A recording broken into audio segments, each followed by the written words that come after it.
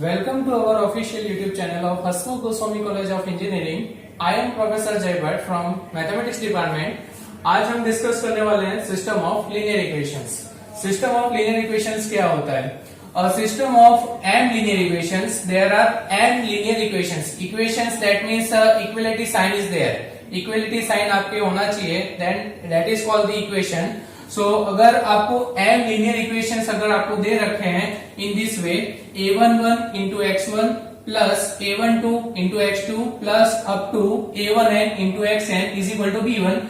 That is your first linear equations. Right hand side is b1 and left hand side is a11 x1 plus a12 x2 plus up to a1n xn. x1 x2 and xn are unknown variables. Okay, जो मेरे को find out करना है a11 a12 और a1n इसकी value आपको दे रखी होगी. That is the real number. वो पॉजिटिव भी हो सकता है, नेगेटिव भी हो सकता है और जीरो भी हो सकता है.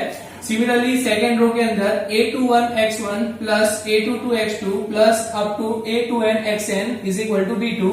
That is your second row. And last m equation. This is first equation, this is second linear equation, and this is the nth linear equation. So it is am1 x1 plus am2 x2 plus up to amn xn is equal to bn. So ये मेरे को total m linear equations दे रखी है. Total m equations है. This is first equation, this is second equation, 2 से second equation, and m से this is the nth equations. How many unknowns variables? So x1, x2 up to xn इनकी value मेरे को मालूम नहीं है, जो मेरे को फाइंड आउट करनी है. So x1 up to x1 x2 up to xn. That means total n unknowns यहाँ पे हैं और राइट हैंड साइड में यहाँ पे b1 b2 up to b1 bm जो दे रखे हैं, that are all are the constant and this is the real number. Okay, now ये जो सिस्टम ऑफ लीनियर इक्वेशंस मेरे को दे रखे हैं, एक इक्वेशंस है. सो एक लीनियर इक्वेशंस, यहाँ पे दो linear equation up to m linear equations है. इनको कंबाइनली बोलते हैं सिस्टम ऑफ लीनियर इक्वेशंस. एक साथ अगर इक्वेशंस दे रखी है then that is called the system of linear equations. अब इसको मेरे को मैट्रिक्स के फॉर्म में लिखना है, तो how to represent in matrix form. So matrix form में लिखने के लिए मैट्रिक्स का नोटेशन सबको मालूम है. सो आपको क्या करना है, जितने भी अननोन है x1 x2 up to xn उसको आपको कॉलम मैट्रिक्स के फॉर्म में लिखने हैं. x1 x2 up to xn जो जिसकी वैल्यू मेरे को मालूम नहीं है वो मेरे को फाइंड आउट करनी है. Okay, so x1 x2 up to xn that means total n variable है. So that means n row है, first row second row up to nth row. So it is n and one column, so it is cross 1. So order of this matrix is n cross 1 and this is called the unknown matrix जो मेरे को find out करनी है. So it is called capital X. Okay, similarly यहाँ पे आपको लिखना है a11 a12 up to a1n, that is the first row in this matrix. Similarly a21 a22 up to a2n, that is the second row, and am1 am2 up to amn, that is the nth रो. उसको भी आपको एक matrix के form में लिखना है. सो यहाँ पे टोटल m रो है और n कॉलम है. सो it is order of that matrix is m cross n and this matrix is called coefficient matrix. That means यहाँ पे जितने भी वेरिएबल है उसके पास जो भी कोएफिशिएंट है उसको कोएफिशिएंट को एक मैट्रिक्स के फॉर्म में लिखा है. So that's why it is called coefficient matrix and its notation is capital A. Okay, so that is your capital A, that is your capital X and is equal to, और right hand side में यहाँ पे है b1 b2 up to bm. इसको आपको यहाँ पे matrix form में लिखना है. It is only one column and m matrix m rows. So that means order of that matrix is m cross 1. So we say it is called constant matrix and say it is equal to b. Okay, so यहाँ पे a matrix है, यहाँ पे x है और यहाँ पे b है. So that means it is ax is equal to b. It is given. Okay, so a को आप बोलोगे कोएफिशिएंट मैट्रिक्स, x जो कि मेरे को फाइंड आउट करना है that is called unknown matrix, and right hand side जो b है that is called the constant matrix. So अगर इन दो मैट्रिक्स का मैं मल्टीप्लिकेशन करता हूं, ये m क्रॉस n मैट्रिक्स है और ये n क्रॉस 1 मैट्रिक्स है. अगर दोनों का मैं मल्टीप्लिकेशन करता हूं तो यहाँ पे number of column in the first matrix and number of row in the second matrix दोनों सेम होने चाहिए, देन मल्टीप्लिकेशन इज पॉसिबल. तो यहाँ पे दोनों सेम है. सो द रिजल्टेंट जो भी मैट्रिक्स आती है that means right hand side में it's order is m cross 1. So यहाँ पे m क्रॉस 1 दिया हुआ है. तो आपको ये इक्वेशंस दे रखी होंगी। एक इक्वेशन हो, दो इक्वेशन हो सकती है, या तीन इक्वेशन हो सकती है, या तीन से ज्यादा भी इक्वेशंस हो सकती हैं। तो उस केस में सबसे पहले आपको उसको मैट्रिक्स फॉर्म में रिप्रेजेंट करना है। तो मैट्रिक्स फॉर्म में कैसे रिप्रेजेंट करेंगे? First you have to write down coefficient matrix, then write down unknown matrix is equal to write down the constant matrix. Now मेरे को write down the augmented matrix. The new word is augmented matrix. How to write down the augmented matrix? Augmented matrix लिखने के लिए आपको क्या करना है? Coefficient matrix और ये जो कांस्टेंट मैट्रिक्स है, दोनों को आपको एक ही मैट्रिक्स के अंदर लिखना है। जैसे कि इसका नोटेशन है A, that is the coefficient matrix, यहाँ पे जो भी दे रखी है, एंड स्लैश B, इसको सेपरेट करने के लिए यहाँ पे स्लैश किया है, and it is B, that is the right hand side of that equations. Okay, तो उसको एक मैट्रिक्स के फॉर्म में लिखा है। तो A मैट्रिक्स यहाँ पे A11, A12 up to A1n है, A21, A22 up to A2n, AM1, AM2 up to AMn. So that is the coefficient matrix. Then slash and write out the right hand side B1, B2 up to Bn. So that matrix is called augmented matrix. That is very important. Okay. So सबसे पहले कोई भी system of equations अगर आपको दे रखा है, उसको सबसे पहले आपको augmented matrix में convert करना है. That means you have to write down coefficient matrix and slash and write down the right hand side. Okay. That means constant matrix. उसको आपको एक matrix के form में लिखना है. So that matrix is called augmented matrix. Now the next topic is if B is equal to 0.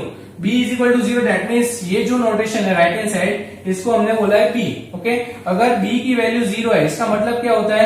B1 equal to 0, B2 equal to 0, B3 equal to 0 up to Bm equal to 0.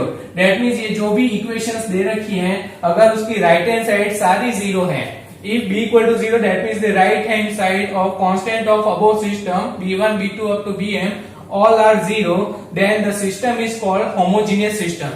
तो अगर right hand side सारी equations की 0 है, तो उस system को बोलेंगे homogeneous system of equations. अगर राइट हैंड साइड में कोई भी एक भी नॉन जीरो है, then that is called the non homogeneous system of equations. तो सिस्टम ऑफ इक्वेशंस दो टाइप की होती है, एक homogeneous system and second one is non homogeneous system. Homogeneous system में राइट हैंड साइड 0 होती है, और नॉन होमोजीनियस सिस्टम में at least one entry of the right hand side is non zero. For example 2x plus 3y plus z equal to 0, x plus y plus z equal to 0, and minus x plus 2y plus z equal to 0. Suppose this equation is given, first equation, second equation and third equation. So ये तीन equations हैं, all are the linear equations. तो इसको आप combinedly क्या बोलोगे? It is called system of equations, system of linear equation. Okay. System of linear equations are given. Okay. Now here right hand side B is equal to 0, 0, 0, 0. तीनों equation में right hand side 0 है. So that's why it is called the homogeneous system. That is called the homogeneous system of equations, linear equations. अगर इन तीन equation में अगर कोई भी non zero अगर दे रखा है, फॉर एग्जाम्पल यहाँ पे 1 दे रखा है, then this system is called non homogeneous system of linear equations. So अगर राइट हैंड साइड सभी 0 हैं, then that is called homogeneous system of equation. अगर राइट हैंड साइड में एक भी नॉन जीरो है, then that is called the non homogeneous system of equations. तो system of linear equations में आपको m नंबर ऑफ इक्वेशंस दे रखी होगी, n अननोन्स होंगे, राइट हैंड साइड दी हुई होगी. उसको सबसे पहले आपको मैट्रिक्स फॉर्म में कन्वर्ट करना है. ax is equal to b के फॉर्म में. b 0 हो सकता है, b नॉन जीरो भी हो सकता है. अगर b की वैल्यू 0 है, then system is called homogeneous. अगर b की वैल्यू नॉट इक्वल टू 0 है, that means at least one entry is non zero, then that is called the non homogeneous system. फिर आपको ऑगमेंटेड मैट्रिक्स लिखनी है.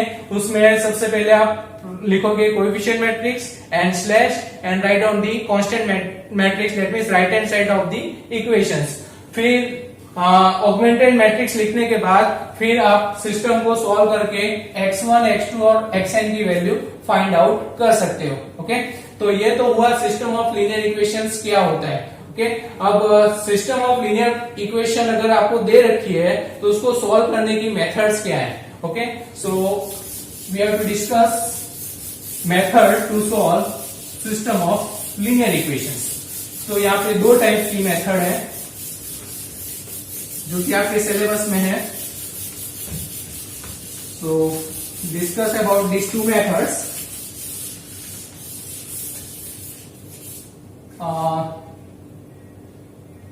Methods to solve system of equations. Okay, कौन कौन सी दो मेथड है? पहली जो मेथड है, that method is called Gaussian elimination method.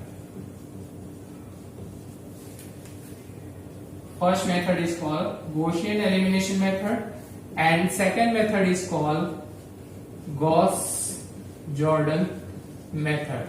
यहाँ पे गॉस-जॉर्डन मेथड है वो सिस्टम को सॉल्व करने की है और एक गॉस-जॉर्डन मेथड इनवर्स फाइंड करने की भी एक मेथड है. Both are different method. Okay, so Gaussian elimination method में आपको क्या करना है? System of equations are given. या तो दो इक्वेशंस दे रखी होगी, या तो तीन इक्वेशन होंगी, या तो तीन से ज्यादा भी इक्वेशंस हो सकती हैं. वेरिएबल भी 2, 3, 4, 5 इतने भी अननोन वेरिएबल हो सकते हैं. सबकी वैल्यू मेरे को फाइंड आउट करनी है. सो अगर मैं गॉसियन एलिमिनेशन मेथड का यूज करता हूं, सो स्टेप नंबर 1, सबसे पहले आपको लिखना है augmented matrix. First of all you have to write down the augmented matrix. Augmented matrix कैसे लिखते हैं? सो इट इज A/B के फॉर्म में आपको ऑगमेंटेड मैट्रिक्स लिखनी है. फिर क्या करना है? ये जो ऑगमेंटेड मैट्रिक्स दे रखी है उसको आपको कन्वर्ट करना है रो इक्विवेलेंट फॉर्म में. अब रो इक्विवेलेंट फॉर्म में कैसे कन्वर्ट करते हैं, ये टॉपिक हमने प्रीवियस लेक्चर में डिस्कस किया हुआ है कि कोई भी ऑगमेंटेड मैट्रिक्स, दैट मींस कोई भी मैट्रिक्स अगर आपको दे रखी है उसको आपको रो इक्विवेलेंट फॉर्म में कन्वर्ट करने के लिए एलिमेंट्री रो ऑपरेशंस का आपको यूज करना है. एलिमेंट्री रो ऑपरेशंस, इसका यूज करके आप ऑगमेंटेड मैट्रिक्स को रो इक्विवेलेंट फॉर्म में कन्वर्ट कर सकते हो. रो इक्विवेलेंट फॉर्म में कन्वर्ट करने के बाद आपको क्या करना है? Convert into system of linear equation. System of equations. सबसे पहले आपको सिस्टम ऑफ इक्वेशंस दे रखा होगा, उससे फिर मैंने मैट्रिक्स फॉर्म में कन्वर्ट किया, that is called the augmented matrix. फिर ऑगमेंटेड मैट्रिक्स में एलिमेंट्री रो ऑपरेशन का यूज करके उसको रो इक्विवेलेंट फॉर्म में कन्वर्ट किया, it is also a matrix. Okay, फिर मैट्रिक्स को फिर से आपको सिस्टम में कन्वर्ट करना है. ओके, तो that means convert into system of equations. और उसके बाद आपको लास्ट में करना है back substitution method. Use back substitution method.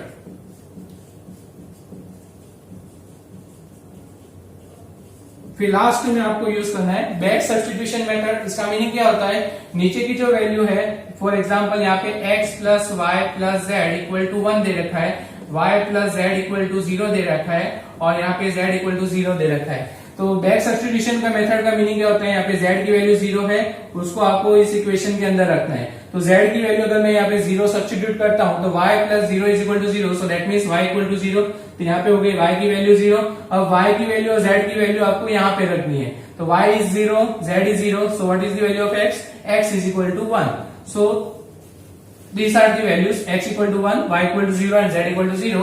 So that method is called the back substitution method. यहाँ पे नीचे की वैल्यू आपको मिल जाएगी, उसकी वैल्यू आपको सेकंड इक्वेशन में रखनी है. सेकंड और थर्ड इक्वेशन की जो वैल्यू है वो आपको फर्स्ट में रखनी है, then we get answer. Okay, तो ये आपको प्रोसीजर याद रखना है. First of all you have to write down augmented matrix, convert into row equivalent form, then convert into system of equations, then use back substitution method and we get answer. Okay, in the Gauss-Jordan method. Gauss-Jordan method में भी same procedure है आपके. First of all you have to write down the augmented matrix. Augmented matrix यहाँ पे भी आपको लिखनी है. सबसे पहले कोई भी सिस्टम ऑफ इक्वेशंस दे रखा है, you have to write down augmented matrix in both the method.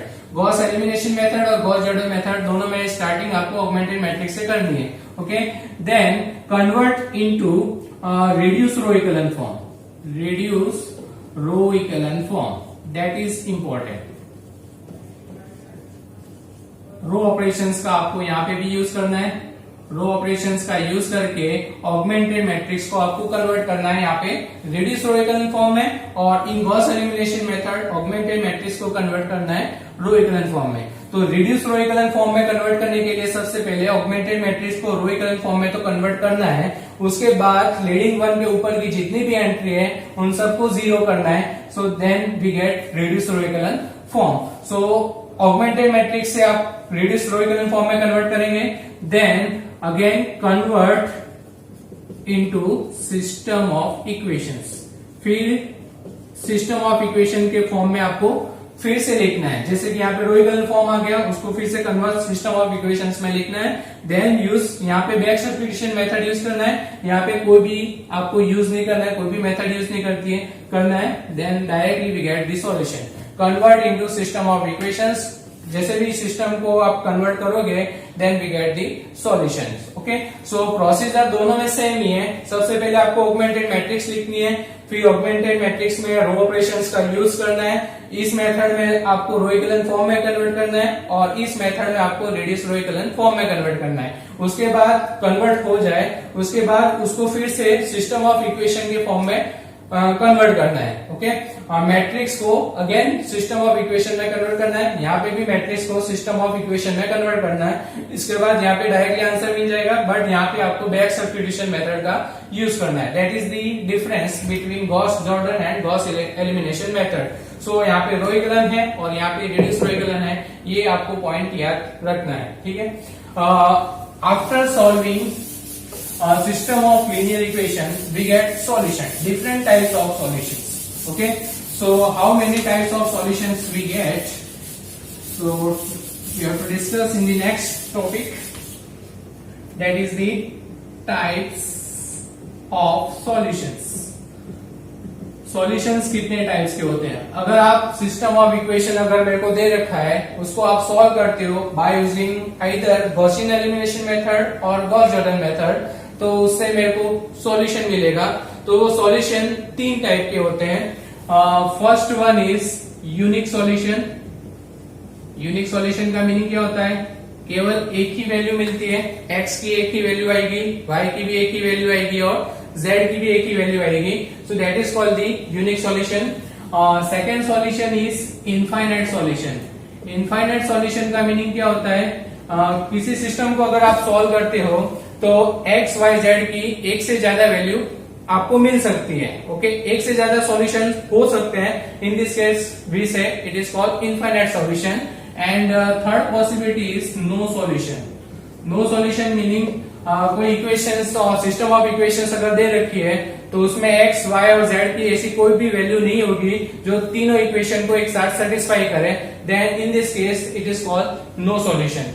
तो unique solution, infinite solution and no solution, तीन टाइप के सॉल्यूशन होते हैं. इसमें ये जो यूनिक सॉल्यूशन और इनफाइनाइट सॉल्यूशन है, दैट मीन इसका मीनिंग क्या होता है? यूनिक सॉल्यूशन दैट मीन्स एक सॉल्यूशन तो एग्जिस्ट है. इनफाइनाइट सॉल्यूशन का मीनिंग क्या होता है? एक से ज्यादा सॉल्यूशन. तो दैट मीन्स अगर सॉल्यूशन एग्जिस्ट है कोई भी, चाहे एक सॉल्यूशन हो या एक से ज्यादा सॉल्यूशन हो, then combined it is called consistent system of equation. Consistent system of equations. Okay, अगर एक भी सॉल्यूशन फाइंड नहीं होता है that means no solution. So in this case it is called inconsistent system of equation. Inconsistent system of equations. तो दो type के system होते हैं, consistent system and inconsistent system. Consistent system में unique solution and infinite solution. अगर unique solution आ रहा है तो इट इज कॉल्ड कंसिस्टेंट. अगर इनफाइनाइट आ रहा है it is also called consistent system. अगर नो सॉल्यूशन आ रहा है and in this case it is called inconsistent system. तो कंसिस्टेंट सिस्टम क्या होता है और इनकंसिस्टेंट सिस्टम क्या होता है ये आपको मालूम होना चाहिए. Okay, so that is types of solution. अगर सिस्टम को सॉल्व करते हैं तो we get three types of solution, unique, infinite and no solutions. Okay, see examples. Suppose one system of equation is given.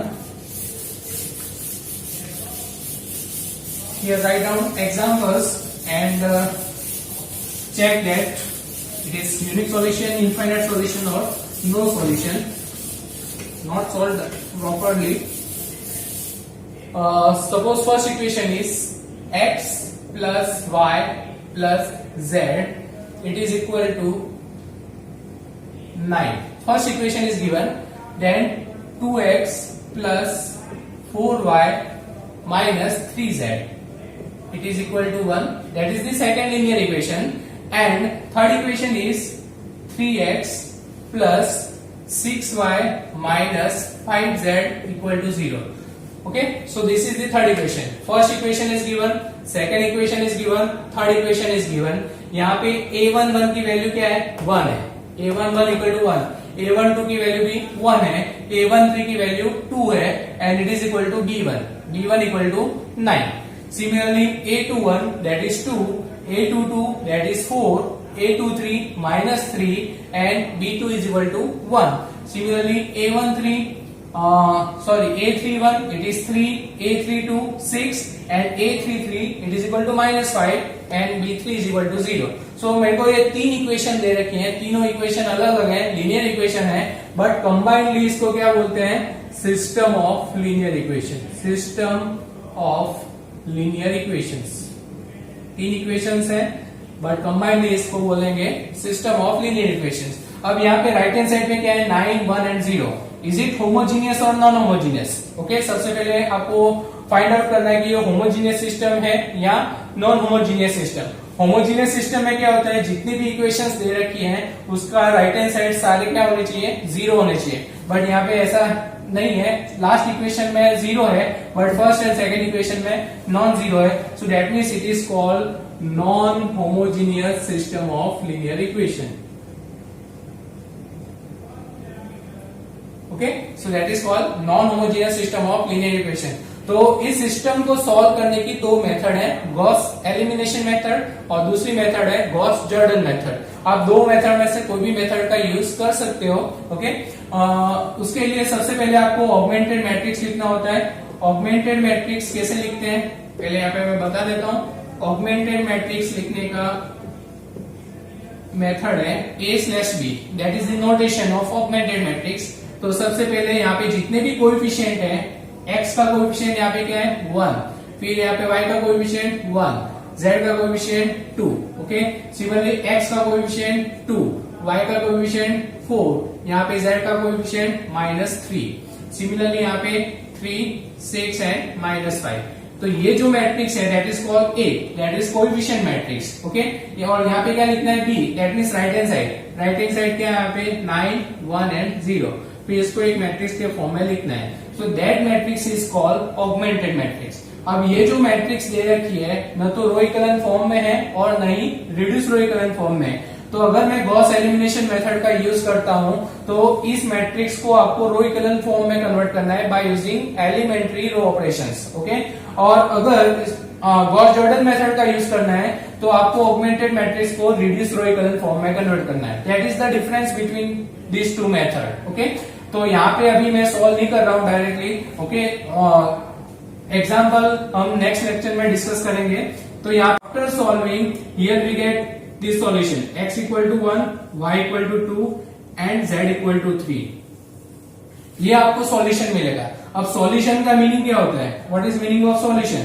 Solution का meaning क्या होता है कि x equal to 1, y equal to 2 और z इक्वल टू 3, ये जो तीन equation दे रखी है अगर उसके लेफ्ट हैंड साइड में अगर मैं रखता हूं तीनों में तो राइट हैंड साइड आपको मिल जाएगी. Okay, for example x equal to 1 यहाँ पे रखो, so it is 1, plus y equal to 2 रखो यहाँ पे, it is 2, plus z equal to 3 रखो तो 3 इंटू 2 6, तो 6 plus 2 8 plus 1 9. So first equation is satisfied. Okay, second one 2x, that means it is 2, यहाँ पे 2 आएगा, then plus 4y, 4 into 2 that is 8, then minus 3 into 3 that is 9.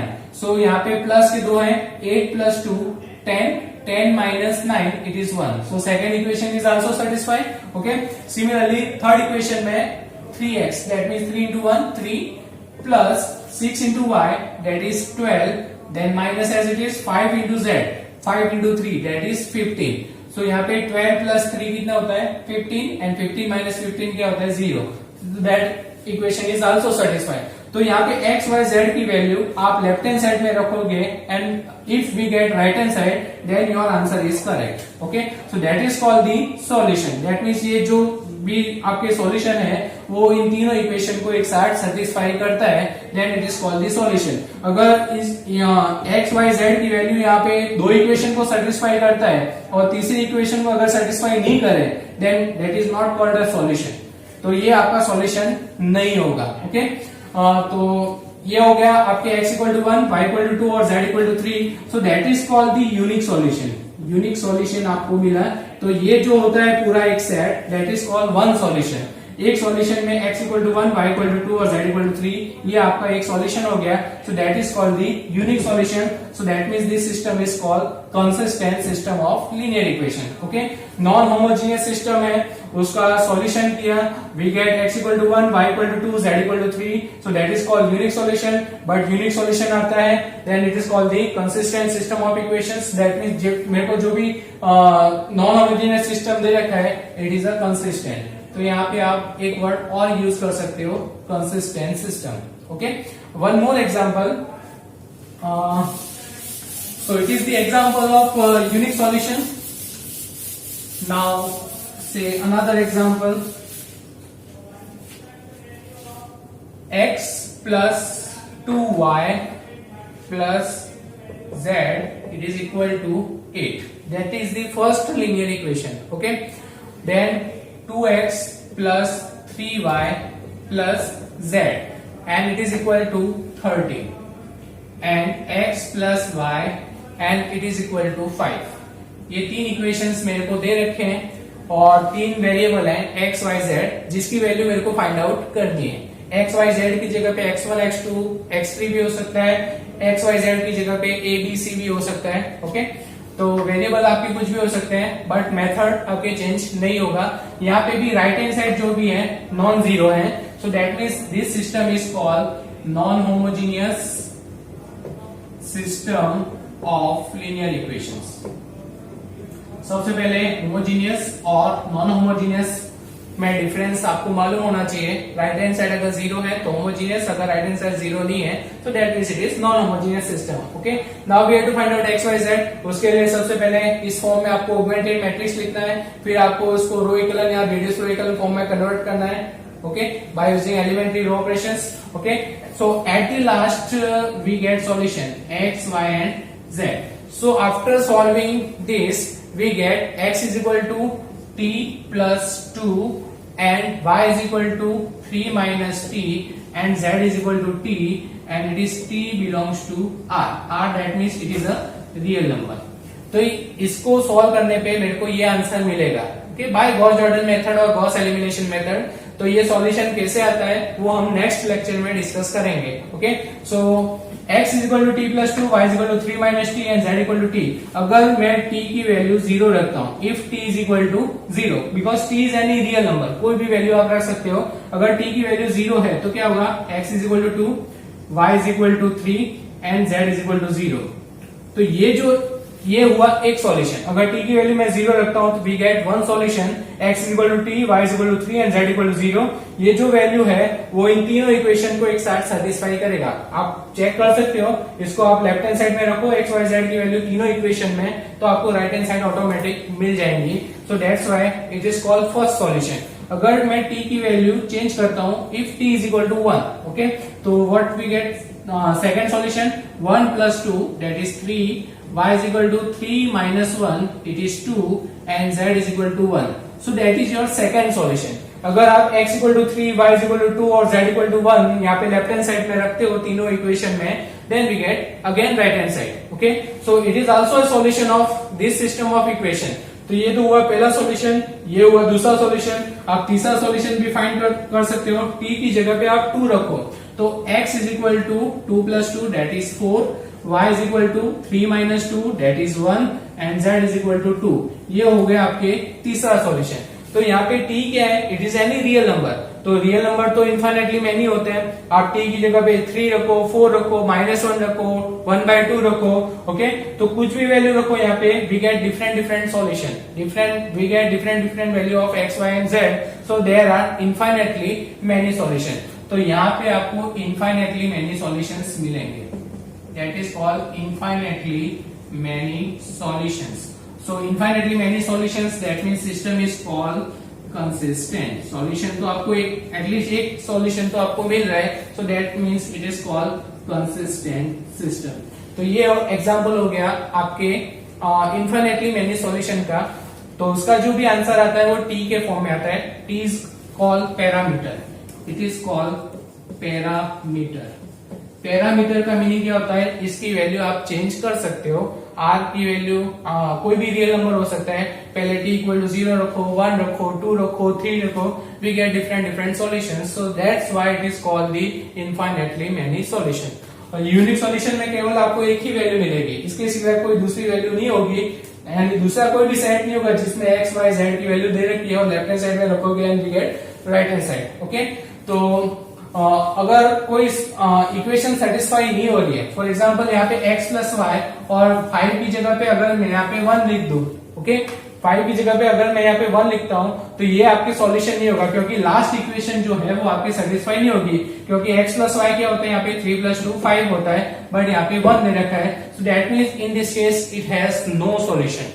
तो उस case में आपको यहाँ पे एक भी सॉल्यूशन नहीं मिलेगा। तो सबसे पहले आपको ऑगमेंटेड मैट्रिक्स लिखनी है, then use row echelon or reduced row echelon and we get different solutions. Unique solution, infinite solution and no solution, consistent system and inconsistent system, और homogeneous system and non homogeneous system, इन सब में difference आपको मालूम होना चाहिए। Okay, so next time we have to discuss examples of Gauss elimination method and example of Gauss-Jordan method. Okay, so if you like this video, please like it, share it, and don't forget to subscribe our YouTube channel Hasmukh Goswami College of Engineering.